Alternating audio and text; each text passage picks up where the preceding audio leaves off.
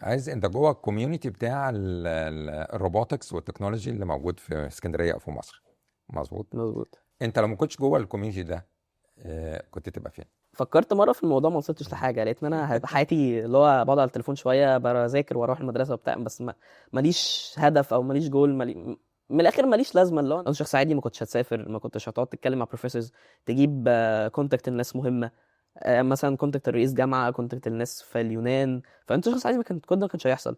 فهي الفكره، لا انت حياتك بتختلف 180 درجه.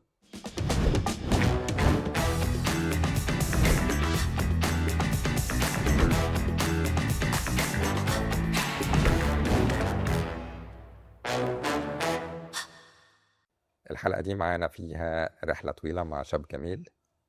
عايز ازي حضرتك؟ ازيك؟ الحمد لله تمام. ازي حضرتك؟ عايز عرفني بنفسك. انت في سنه كام دلوقتي؟ تمام. انا اسمي عز الدين. دلوقتي انا خلصت امريكان، بس اخد جابير عشان اسافر. بدات رحلتي كانت طويله شويه، بدات تقريبا من وانا عندي 11 سنه. دخلت مسابقات تقريبا، معظم مسابقات مصر دخلتها الحمد لله، حققت اتشيفمنتس كتير. آه 11 سنه ده بدري ولا متاخر؟ على ايامي الموضوع ما كانش منتشر، فكان تقريبا ده السن المظبوط، ممكن يكون بدري كمان. بس دلوقتي عشان الموضوع انتشر اكتر، فلا يعني 11 سنه ده انت كده كبير. آه. يعني الفكره ان الموضوع بدأ يتوسع، حتى البيرنتس بقوا عندهم توعية للموضوع، مظبوط. بيهتموا بالموضوع. فلا يعني دلوقتي تقريبا انا بشوف ناس، انا لما كنت بدي سيشنز هنا كان بيبقى في ولاد من 6 سنين مثلا، فتقريبا ده اقل كان من نص عمري اللي انا بدأته. عايز انت مش عندك بقى من وانت 11 سنه لغايه دلوقتي مم. شاركت في مسابقات كتير تمام. ودرست، اخدت كورسات كتير. ايه اللي اتغير في حياتك نتيجة ان انت مشيت في السكة دي؟ اوكي، هو مفيش حاجه ما اتغيرتش، يعني من فكره ان انت بتتعامل ازاي مع الناس، دي اول حاجه. لحته ان انت المخك طبعا طريقه التفكير اصلا بتختلف تماما.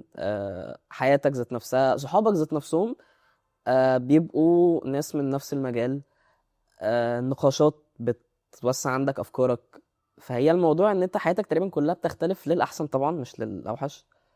فهي دي الفكره، ان انت حياتك بتكون مختلفه تماما، بدل ما انت مثلا قاعد طول الوقت على التليفون او ما بتعملش اي حاجه. فانت حتى الوقت الفاضي انت قاعد مثلا بتفكر. الوقت اللي انت قاعد فيه مع اصحابك انتوا بتتكلموا في فكره جديده، في بروجكت جديد. بيبقوا سعداء في الكلام ده ولا حاسين ان هم اكبر من سنهم المفروض كانوا يستمتعوا بحياتهم اكتر من كده؟ لا مش اكبر من سنهم، بالعكس. يعني انت مثلا لما بتقابل حد من نفس سنك دلوقتي ويقعد معاك، هو بيبقى عايز يبقى زيك، بس هو ما بدأش. فهو لا بالعكس، يعني انت الناس اللي مش زيك بتبقى عايزه تبقى زيك. طب الرحلة دي ممتعة ولا ضيعت عليك حاجات كتير في حياتك؟ لا بالعكس، دي خلت حياتي امتع. انا كنت بسافر بسبب مسابقات وكنت موجود بروح كامس مع حضرتك، فلا طبعا بقيت احسن يعني. المسابقات، انت اشتركت في حاجات كتير، تمام. ودخلت فيها ككطالب وكمنتور كمنتر وكفولنتير وكجادج وكفولنتير كمان وجادج خلاص. وتمام. وسافرت معايا كذا مرة، يمكن تمام. مرتين في اليونان ومش كده، مرتين، وكانت مرة في ومرة في أمريكا وبتاع. طيب خلينا نتكلم على المعسكرات الأول. اوكي. ايه اللي انت رحت ازاي ورجعت ازاي؟ ايه اللي اتغير فيك في شخصيتك وفي حياتك؟ انا اول مره خالص كنت سافرت مع حراك اليونان، فكنت لسه صغير، كانت اول مره اسافر لوحدي، وكانت اول مره اسافر بره مصر، مم. فكنت طفل ستيل. فالموضوع بالنسبه لي كان مرعب، اللي هو انا اول مره مسافر من غير اهلي بره مصر، ما اعرفش حد ما كنتش اعرف اي حد من المسافرين معايا. مم. فكره ان انت كمان بتتعرف على الناس المايند سيت بتاعتهم مختلفه خالص، اللي هو ناس مسافره معاك او ناس اصلا من اليونان. فالمايند سيت بتاعتك بتختلف، وحته ان انت كنت مسافر خايف. بعد كده انا رجعت، انا عارف ناس كتير من هنا ومن هناك. بس فانت بتعتمد على نفسك اكتر، حياتك ذات نفسها بتختلف، انت بتبدا تشوف الحياه من منظور تاني. وتاني مرة بقى لما سافرت نفس الكامب، تاني مره كانت نفس الكامب. انت كنت وقتها بقى كنت مسؤول عن كنت طلاب كبرت هناك خلاص وبتشرف على الناس هناك. لما انا كنت صغير فكان في حد اكبر مني كان هو بيساعدني، فالموضوع اختلف، ان انا اللي معايا صغيرين انا اللي بساعدهم. فبحس ان انت اللي انت اتعلمته بتديه للناس، فبتخلي حياتهم تبقى اسهل وتختلف، فهو الشعور ده لوحده رهيب يعني. احنا سافرنا مع بعض معسكر مرتين، معسكر في اليونان تمام. ومرة معسكر في جامعة في أمريكا. جامعة فنية. وعشت بقى حياة الطالب الجامعي امم. في الدور بتاع الجامعة ودراسة الجامعة والمحاضرات والالتزام بتاعة الانضباط كطالب في الجامعة، وانت كنت لسه في المرحلة الثانوية. تمام. هنا كنا على البحر وبالمايوهات والشورتات الموضوع كان وتمام. وهنا كان في انضباط كطالب جامعة، وقعدت سنة أسبوعين في المعسكر. تمام. كلمني بقى على المعسكر بتاع الجامعة، كان شكله عامل ازاي؟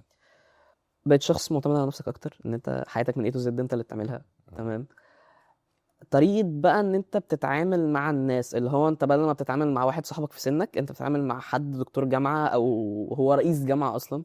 وطبعا البروفيسور بيديك معلومات صاحبك مش هيعرف يعرف يديها لك، فانت لازم تركز معاه، تبقى مهتم، عندك اسئلة، تاخد كونتاكت بتاعه عشان لو عاوز حاجة بعد كده تقدر تتواصل معاه ويساعدك. يعني انت برضو في امريكا رحت شخص ورجعت شخص تاني، ده اكيد. شفت بقى الحياة مختلفة خالص، التكنولوجي وصلت لغاية فين، بتتعامل مع دكاترة الجامعة، عايش حياة الطالب الجامعي، بالظبط. الدنيا عندك اختلفت تماما في التجربة دي. وعامة مفيش سفر رحته ورجعت نفس الشخص. انت اي سفرية انت بتستفاد فيها حاجات اكتر. وعلى فكرة انت لما كنت بتطلع بره وبتدرس سواء في اليونان ولا في امريكا، العلم اللي انت درسته هنا متهيألي لقيت ان انت على قدر عالي من التكنولوجي وانت دي بتتعامل مع حقيقة. الناس هناك. دي حقيقة. طب نرجع بقى لدراستك اللي موجودة هنا، وعايزك تكلمني على السكة بتاعتك دي، انت استفدت منها ايه، ولو في مواقف حصلت معاك غيرت حاجات في شخصيتك. ماشي، لو هناخد موضوع من الدراسة، فهل انا استفدت من موضوع الروبوتكس او كده في الدراسة؟ ده اكيد. حتة ان انت مثلا قاعد في حاجة بسيطة، يعني مثلا رول انت اخده هنا فبتاخده في المدرسة، فانت بالنسبة لك الرول ده مش صعب او كده، فانت بتلاقي ان انت اوريدي ادفانسد عن الناس اللي مش عارفه الموضوع. يعني مره حصلت كان مثلا في FLL كان في ساينتفك تيرمز الفرق بين الفريكشن والتراكشن، فكنت قاعد في سيشن فيزيكس، فهو كنت بتكلم مع المستر يعني، فهو لما لقاني عارف الموضوع ده هو استغرب، قال لي انت عارف المواضيع دي منين؟ مم. فقعدت اتكلم معاه، فهو ذات نفسه انبهر، او ان هو انت واحد في سنك عارف حاجات في الميكانيكس والستاتكس، فهو ذات نفسه استغرب وقال لي انت عارف منين، وهو تقريبا حتى اولاده بدأ يدخلهم في الموضوع. تمام. الناس هم اللي بيقول لك لا انت مختلف، مش انت اللي هو لازم تروح تقول لهم، انت من كلامك هم بيحسوا ان انت لا يعني انت شخص مختلف، مش زي بقية الناس. احكي لي عن مشوارك بقى في مجال ده تمام. ماشي. ماشي، انا زي ما قلت بدات وانا عندي 11 سنه، دخلت الموضوع بالصدفه اصلا. لقيت ان هو دخلت كنت اول مره، فلقيت ليجوز، انا مش فاهم ايه ده الموضوع، طفل والوان ومكعبات بقعد اركبها مع بعض وبتاع، فكان الموضوع الى حد ما اللي هو مش فاهم حاجه. فانا واحده واحده اللي هو انا كنت داخل مش فاهم حاجه، لقيت ان انا لوحدي اتشدت للموضوع، وانا مثلا قاعد ما بعملش حاجه، انا اللي بدور فيه، قاعد على التليفون، فانا اللي بدور على المسابقه اللي مثلا انا داخلها، طب ايه ايدياز ميكانيزمز جديده كده.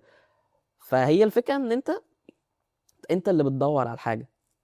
طب في بروجكت انت عملته في المسابقات اللي انت دخلتها مم. اثر في حياتك او فاكره لغايه دلوقتي بتحكي لنا عليه؟ تيم اسمه AV Absolute Value، مم. كان فريق في FLL. مم.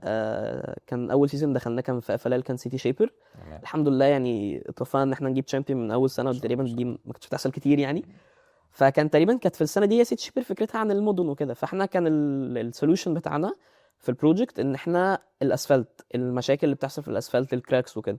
فبدانا ان احنا نعمل ريسيرش اكتر ونشوف الاسفلت اصلا مكوناته ايه وازاي بيتعمل وايه المشاكل اللي بتواجهه. والحمد لله يعني ربنا وفقنا ان احنا رحنا اصلا جامعه فاروس، شفنا الاسفلت ذات نفسه بيتعمل ازاي، وعملنا سامبلز احنا، وكنا وقفنا مع دكاتره واتكلمنا معاهم. فهو الموضوع بيفتح لك opportunities ان انت لو انت كنت شخص عادي انت كنت مستحيل مثلا تخش جامعه فاروس تتكلم مع دكاتره، لو انت شخص عادي ما كنتش هتسافر، ما كنتش هتقعد تتكلم مع بروفيسورز، تجيب كونتاكت الناس مهمه، مثلا كونتاكت الرئيس جامعه، كونتاكت الناس في اليونان، فانت شخص عادي كل ده ما كانش هيحصل. فهي الفكره لا انت حياتك بتختلف 180 درجه. طب انت كنت طالب وكنت منتور، كنت مدرس ودرست الاطفال كتير، تمام. تمام، وكمان جادج في بعض المسابقات، فانت عشت التجربه وعشت جوه الكوميونتي ده. تمام. وانت بتدرس للاطفال، اوكي. آه، اولا دي مش بسهوله ان حد يعمل كده، وحاجه تشرف ان انت تخلي طفل يفهم او تدخله مجال التكنولوجي يعني بيبقى تحس بفخر ان انت هو تعمل يعني كده. هي الفكره كلها في الموضوع ان انت مثلا بعد سنين لما بتقابل حد انت كنت بتدرس له، فهو مثلا يقول لك انا اتعلمت دي منك، مظبوط. فدي لوحدها شعور ان انت تحس ان انت عملت حاجه. تمام. هل وانت بتدرس بتتعلم حاجات كتير اكتر من وقت ما انت كنت طالب بتفكر بطريقه مختلفه، مم. بتفكر العكس، بدل ما انت كنت ستودنت انت دلوقتي منتور، فالمفروض تشرح للشخص اللي قدامك، فانت اتعلمت انت ازاي تفهم المعلومه، فانت اللي عليك دلوقتي ان انت فاهم المعلومه بس وبتقولها لحد مش عنده المعلومه. عايز انت جوه الكوميونتي بتاع الروبوتكس والتكنولوجي اللي موجود في اسكندريه او في مصر، مظبوط؟ مظبوط. وبقيت من الشخصيات الحمد المؤثره لله. في المجتمع ده. انت لو ما كنتش جوه الكوميونتي ده كنت تبقى فين؟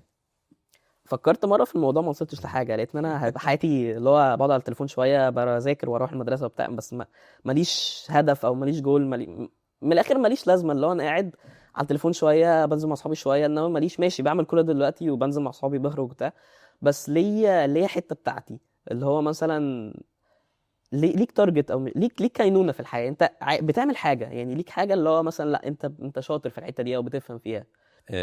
انت راسم ايه خريطة الطريق اللي انت راسمها لحياتك في الفترة الجاية؟ اوكي ماشي.